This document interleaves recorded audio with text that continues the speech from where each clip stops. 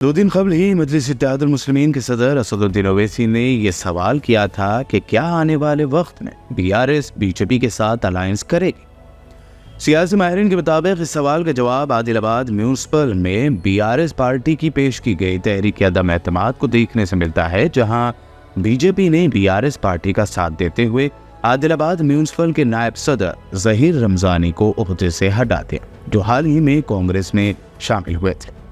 दरअसल आदिलाबाद म्यूनिसिपल में 49 काउंसलर हैं, जिनमें बीआरएस के 25, बीजेपी और कांग्रेस के 9 और एमआईएम के 3 जबकि 3 आज़ाद काउंसलर शामिल हैं।